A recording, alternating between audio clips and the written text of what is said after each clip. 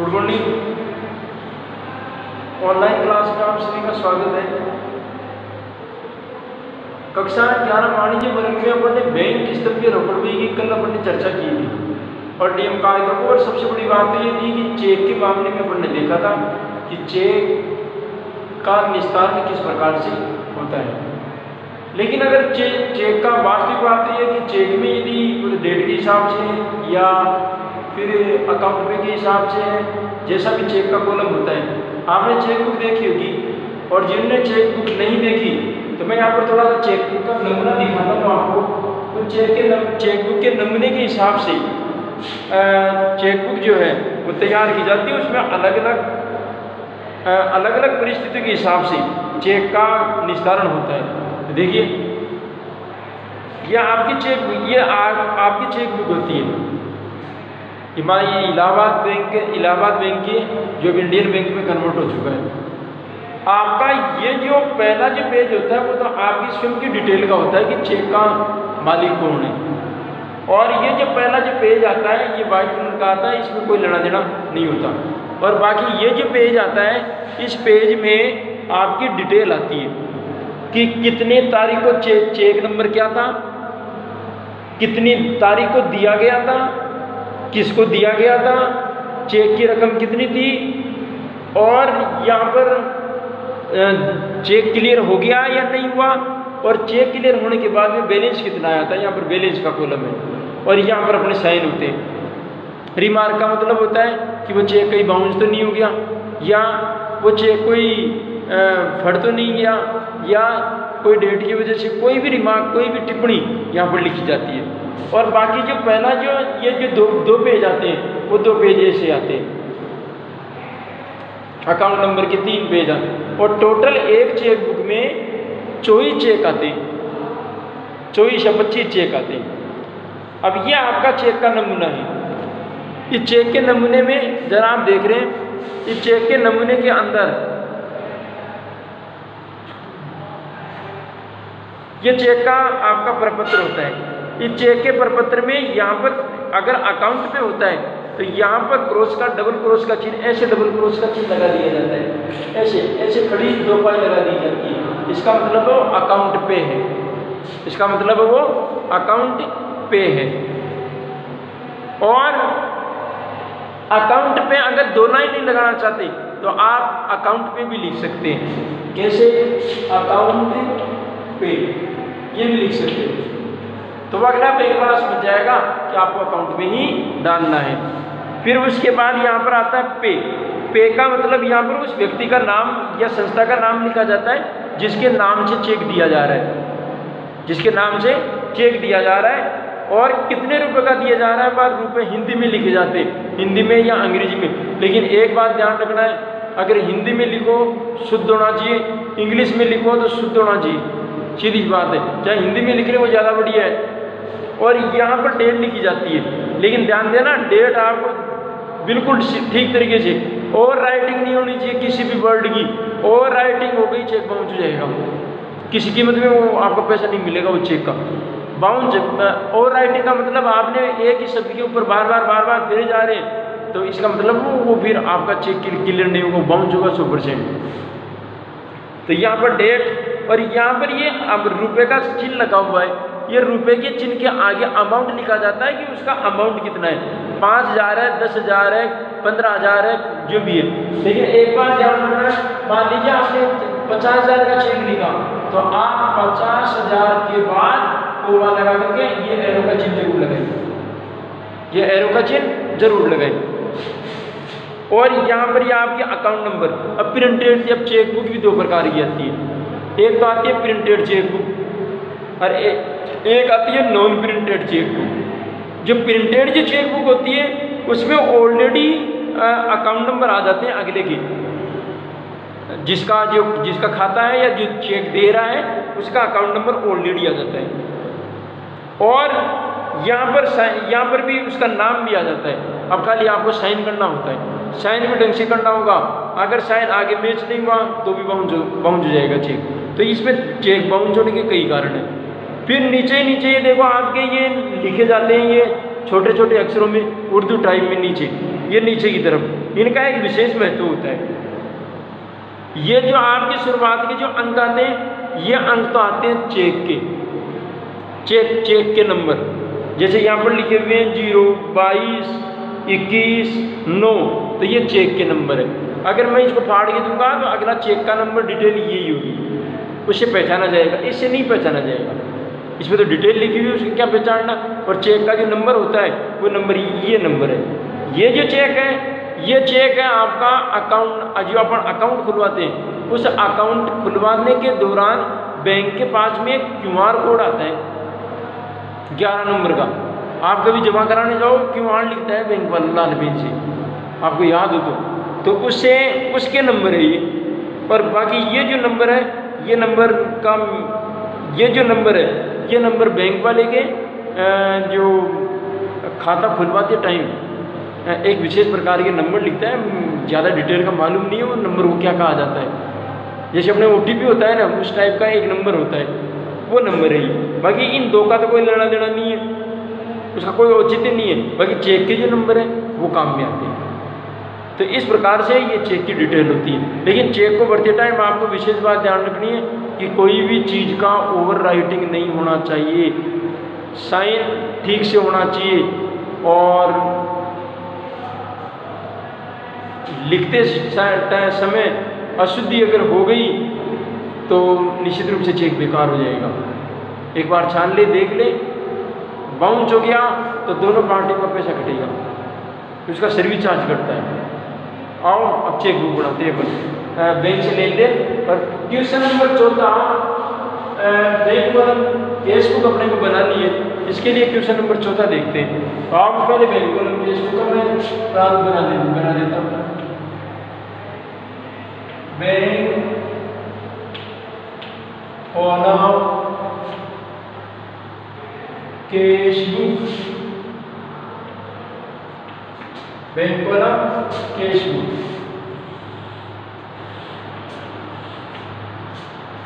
जिसमें पहला कॉलम आपका डेट का, दूसरा कॉलम पर्टिकुलर का, तीसरा column LF ledger folio number, और ये कॉलम अमाउंट कैरेज रुपए। और इसमें आपको 2 कॉलम बनाने हैं, एक तो केस का और एक बैंक का, इस प्रकार से बनाना है। और ये जो कॉलम है ये तो डेबिट का है, ये डेबिट पक्ष का, और क्रेडिट पक्ष का ये डेट का कॉलम है, ये पर्टिकुलर का कॉलम है, और ये अमाउंट की कॉलम है। इसके अमाउंट के आपको 2 कॉलम बनाने होंगे, अमाउंट के 2 कॉलम, एक तो केस का और एक बैंक का। एक बैंक का,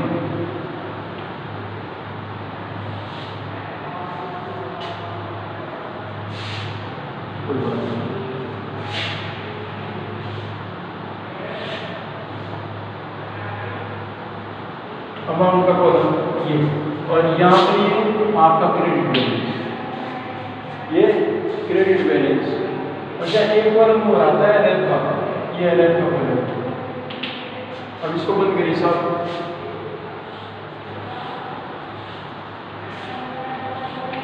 सही, ये कॉलम होता है साहब। अब आपको इसके लेन देन लिखना है। लेन देन लिखने के लिए सबसे पहले आपको इनका प्रारंभिक शेष लिखना पड़ेगा। कि प्रारंभिक शेष के बारे में मैंने कल भी चर्चा की थी, सैटरडे को जो वीडियो बनाया था, वीडियो आपको मिला था, उसको कल देखा था। तो आपको प्रारंभिक शेष लिखते टाइम सबसे पहले अगर डेबिट बैलेंस दे रखा है आपको डेबिट साइड में दिखाना है, क्रेडिट बैलेंस दे रखा है आपको क्रेडिट साइड में दिखाना है। इस बात का आपको विशेष ध्यान रखना है। आओ मैं क्वेश्चन पढ़ता हूँ। क्वेश्चन नंबर 14, वर्ष 2017 का दिसंबर का महीना है, और माह के लेन देनों को बैंक स्तंभीय रोकड़वही में दर्शाइए। बैंक स्तंभीय रोकड़वही बनानी है इसको। पहला तो सबसे पहले प्रारंभिक शेष देखता हूँ। अगर प्रारंभिक शेष दे रखा है तब तो ठीक, नहीं दे रखा है तो जीरो, सीधी सी बात है। तो रोकड़ से व्यापार प्रारंभ किया,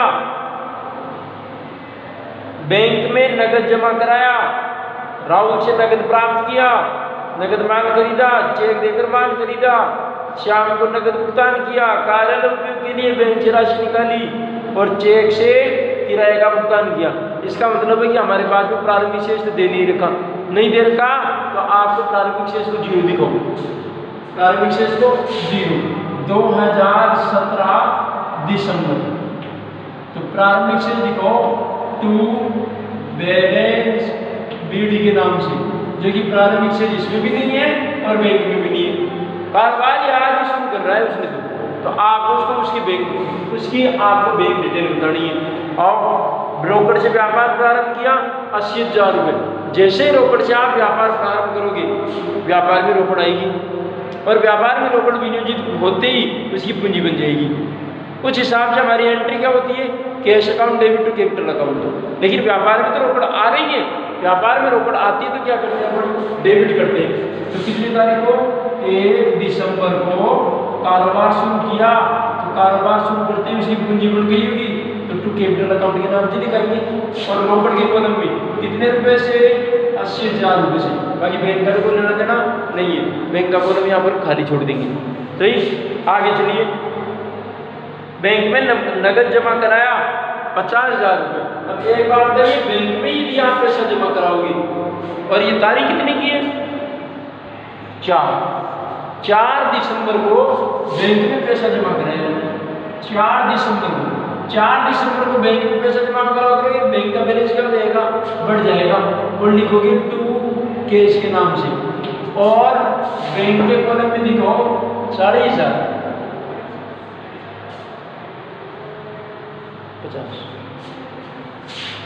50,000 रुपये बैंक में जमा कराया। अब ये कॉन्ट्रा एंट्री है तो आप एलआर के कॉलम में आप शेष शब्द लिखेंगे, एलआर के कॉलम में शेष शब्द लिखेंगे क्योंकि ये कॉन्ट्रा एंट्री है। और कॉन्ट्रा एंट्री की स्थिति में 50,000 रुपये, क्योंकि यहाँ पर कैश का खाता भी और रोकड़ का खाता दोनों एक साथ प्रभावित हो रहा है। अब आपने बैंक में जमा तो करा तो दिया, बैंक में राशि लिख रहे हो तो कैश के नाम से दिखाओ और कैश में लिख रहे हो तो बैंक के नाम से दिखाना है, सीधी सी बात है। अब 2017 4 दिसंबर को जब आपने बैंक में पैसा जमा कराया होगा तो व्यापार की रोकड़ में से ही जमा कराया होगा, तो व्यापार की रोकड़ भी तो क्या हो गई, कम हो गई। तो व्यापार जब रोकड़ कम होती है या व्यापार से रोकड़ जाती है तो उसको क्रेडिट पक्ष में दिखाते हैं, सीधी सी बात है। तो बाय बैंक के नाम से और कॉन्ट्रा एंट्री कैश के कॉलम में 50,000 रुपये कम कर दो, 50,000 रुपये कम कर दिया। सही, इसको बोलते हैं कॉन्ट्रा एंट्री, यानी कि विपरीत प्रविष्टि, जहाँ पर बैंक का खाता और रोकड़ का खाता दोनों एक साथ प्रभावित होते हैं। अगला लेन देन 10 तारीख को है, राहुल से नगद प्राप्त किए 1,000 रुपये का। 10 तारीख को 10 दिसंबर को राहुल से नगद प्राप्त किए तो टू राहुल अकाउंट 1,000 पर रोकड़ प्राप्त किया है। ये लो साहब रोकड़ में लिख देंगे, पैसा आया तो पैसा आता है तो डेबिट में लिख दिया। 15 तारीख को नगद माल खरीदा, 15 तारीख को नगद में माल खरीदा तो पैसा गया होगा और रोकड़ गई होगी। रोकड़ से व्यापार जाती है तो व्यापार से जाती है तो क्रेडिट पक्ष में दिखाते हैं और वो भी किसके नाम से, परचेज के नाम से। खरीदा है ना, खरीदने को परचेज बोलते हैं। तो कितने का माल खरीदा वो भी देखिए, 8,000 रुपये का। तो 8,000 रुपये व्यापार के रोकड़ में से क्या कर दोगे, कम कर देंगे सब। अगला लेन देन 22 को चेक देकर माल खरीदा। 22 दिसंबर को चेक से माल खरीदा तो परचेज के नाम से दिखेंगे, लेकिन उसने कैश में लेकर के चेक दे दिया। चेक दोगे तो बैंक में पैसा कम होगा, क्योंकि जिसको आप चेक दोगे वो चेक लगाएगा तो अपने खाते में से पैसा काट करके उसको दे देगा, सीधी सी बात है। तो अपना बैंक बैलेंस क्या हो जाएगा, कम हो जाएगा। रोकड़ बैंक में रोकड़ कम हो जाएगी, कितने रुपए से, 10,000 रुपये से। ये साहब 10,000 रुपये से रोकड़ कम हो गई, बैंक बैलेंस कम हो गया। और 25 तारीख को शाम को नगद भुगतान 25 दिसंबर को शाम चुकाया है, तो बाय शाम अकाउंट कितने रुपए का? 20,000 रुपये नगद चुकाया। तो यहाँ पर 20,000 रुपये नगद में चुकाया साहब। और इसके अलावा कार्यालय उपयोग के लिए बैंक से पैसा निकाला है 2,000 रुपये 30 तारीख को, तो 30 दिसंबर को बैंक से पैसा निकाला है, ये भी कॉन्ट्रा एंट्री होगी। कार्यालय उपयोग के लिए निकाला है, तो यहाँ पर व्यापार में रोकड़ आएगी, लेकिन बैंक में पैसा कब जाएगा? By cash account, Contra entry, रोकड़ में कम कर दो कितने रुपए? 2,000 रुपये, 2,000 रुपये। उसके बाद रोकड़ व्यापार में आ गई, तो यहाँ पर लिखो 30 दिसंबर को टू बैंक अकाउंट के नाम से कॉन्ट्रा एंट्री और रोकड़ आ गई 2,000 रुपये व्यापार। इस प्रकार से इसको कॉन्ट्रा एंट्री करनी है। और चेक से किराए का भुगतान किया है 1,000 रुपये का 31 दिसंबर को, तो 31 दिसंबर को बाय रेंट अकाउंट, और वो भी चेक से भुगतान किया है, तो बैंक को में निकालना है। बैंक में 1,000 रुपये कटौती क्या हो जाएगी? अब इसका बैलेंस याद करना है कि इसका बैलेंस कितना बचा, रोकड़ से व्यापार में कितनी पड़ी है और बैंक में हमारा बैलेंस कितना है, ये वो अपने को जांचना है, तो देखिए पहले तो टोटल लगाओ, देखो 80,000 83,000 पूरा बैलेंस है, तो 83,000 का तो रोकड़ पड़ी थी। 83,000 की रोकड़ के अंदर कितने का बैलेंस आपने खर्च कर दिया, वो अंतर की राशि बताइए। देखो 50 और 70 और 78 इसमें से घटाओगे, 78 घटाएंगे तो कितने बच गए? कितने? 5, पूरे 5,000 बच गए इसके अंदर। तो व्यापार की रोकड़ में तो खाली 5,000 बचे, व्यापार की रोकड़ में तो 5,000। तो 31 दिसंबर को आप लिखोगे बाय बैलेंस सीडी के नाम से, बाय बैलेंस सीडी के नाम से। तो व्यापार की रोकड़ में गुल्लक, व्यापार की गुल्लक के अंदर तो पड़े 5,000 रुपये। अब बैंक में बैलेंस चेक करो भाई साहब, बैंक में आपने शुरू में 50,000 रुपये जमा कराए थे, 50,000 रुपये जमा कराए थे, 50,000 के बाद में रुपये जमा कराए थे, तो 50,000 का बैलेंस यहाँ लिखो, और 50,000 के बैलेंस के बाद अब टोटल लगाओ खर्चा कितना गया था। 10,000 दिए, 10 और 3 13,000 है, तो 10 घटाओगे भाई साहब, 10 घटाओगे 40 में 3 और घटाओगे 37,000 बच गए, तो इसका बैलेंस 37,000। तो बैंक बैलेंस तो रह गया 37,000 का, फिर व्यापार के रोकड़ भी कितने पड़े? 5,000। जैसे ही आप 1 जनवरी 2018 जाओगे, जैसे ही 1 जनवरी 2018 जाओगे, तो यहाँ पर लिखोगे 2018 1 जनवरी टू बैलेंस बीडी, कैश में 5,000 और बैंक में 37,000। अब 5,000 में कितने लेन देन होते, वहाँ के लेन देन को दिखाओ और बैलेंस दिखाते जाओ। अब क्यों? क्योंकि ये जो अंतिम शेष है, ये जो सीढ़ी है, यह अंतिम शेष अगले साल के लिए प्रारंभिक शेष बनता है। अगले साल के लिए क्या बनता है? प्रारंभिक शेष। इसलिए बैलेंस शेष जो है वो 2 होते हैं, एक तो ओपनिंग बैलेंस और एक क्लोजिंग बैलेंस, एक तो ओपनिंग बैलेंस और एक क्लोजिंग बैलेंस। तो ये जो अंतिम शेष है, वो अंतिम शेष अगले महीने के लिए क्या बनता है? प्रारंभिक शेष। तो आपको इस प्रकार से रोकड़ भी बनानी है, लेकिन एक बात ध्यान रखना है कि आपको जो बैंक से जुड़े हुए जो लेन देन है, चेक के जो मामले, उसको बिल्कुल सावधानी से करना है। कॉन्ट्रा एंट्री हो रही है, होने दो, घबराने की जरूरत नहीं है। तो ये बाकी और सवाल करें, और कल देखेंगे अपन कि होने को 3 कॉलम केस बुक भी होती है, जिसको आप बट्टे खाने वाली रोकड़ बही। यदि वायदे में यदि इस रोकड़ बही के अंदर अगर कोई बट्टे का लेन देन होता है, तो आपको बट्टे का लेन देन इस रोकड़ बही में नहीं करना है। मैंने पहले ही जब रोकड़ बही पढ़ाई थी, तो उसमें पहले मैंने नियम और शर्तें लिखी थी।